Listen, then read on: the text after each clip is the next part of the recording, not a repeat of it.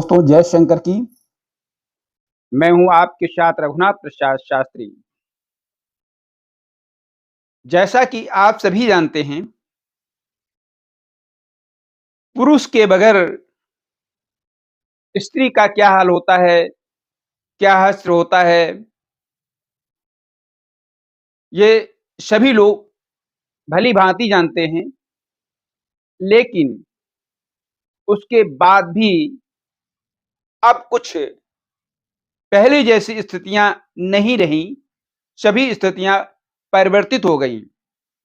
गोस्वामी तुलसीदास जी ने रामचरितमानस में लिखा है, जब भगवान राम को उनके पिता दशरथ ने कैकेयी के वरदान स्वरूप उन्हें वनवास जाने के लिए निर्देशित किया गया, उस समय जब भगवान श्री राम वनवास जाने के लिए तैयार हो गए, उनके साथ उनके छोटे भ्राता लक्ष्मण भी जाने को तैयार हो गए। और यह जानकारी जब मां सीता को मिली, वह भी वन को जाने को तैयार हो गई। भगवान राम के बार बार समझाने पर सीता जी वन जाने की रट लगाए हुए थी। सीता जी का कहना था कि पति के बगैर पत्नी का कोई मतलब नहीं होता है, और पति जहां रहे वहीं सारी सुख सुविधाएं पत्नी को महसूस होती हैं, वहीं वो खुश रहती है। इसलिए प्रभु आप मुझे अपने साथ ही लेकर चलें। और भगवान राम बार बार उन्हें समझा रहे थे कि वहां जंगल है, जंगल में तमाम प्रकार के जीव होंगे और उनसे अपने आप को बचाएंगे या आपको बचाने का काम करेंगे। वैसे तो हमारे बन जाने का कारण तो आप जानती हैं, क्योंकि वहां दुष्टों का संहार करना है, बड़े बड़े दानवों से हमें युद्ध करना है, इसलिए आपको ले जाने से वहां ये सब काम आने करने में भारी दिक्कत का सामना करना पड़ सकता है। इसलिए आप जो है यहीं रह करके अपनी सास और अपने देवर और अपने परिवार और राज्य के बारे में विशेष ध्यान दें। यही आपके लिए पूजा होगी और यही पत्नी का कर्तव्य होता है। पति किसी संकट में हो, उसकी मदद किस तरह से की जाए। लेकिन सीता जी नहीं मानती हैं।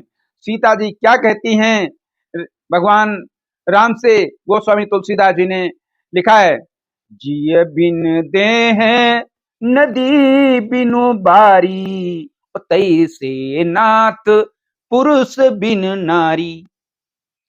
सीता जी कहती हैं कि जैसे नदी पानी के बगैर, यानी बारी पानी के बगैर सूखी होती है, किसी काम की नहीं होती है, वैसे ही ये शरीर जिसको हम बहुत अच्छी तरीके से रखने का प्रयास करते हैं, इसमें जब जीव निकल जाता है तो ये किसी काम का नहीं होता है, इसको फेंक दिया जाता है और कहा जाता है कितनी जल्दी इसको हटा दिया जाए। वैसे ही पत्नी पति के बगैर किसी काम की नहीं होती है। ऐसा जब सीता जी ने श्री राम से कहा, राम ने फिर भी समझाने का प्रयास किया। फिर दोबारा सीता जी ने फिर कहा, नाथ सकल सुख साथ तुम्हारे, ओ शरद बिमल विदु बदन निहारे। हे प्रभु, तुम्हारे साथ जो सुख है वो कहीं भी नहीं है, इसलिए मैं आपके साथ ही चलूंगी। बहुत आग्रह करने पर भी सीता जी नहीं मानती हैं और वो भगवान श्री राम के साथ चलने को तैयार हो जाती हैं।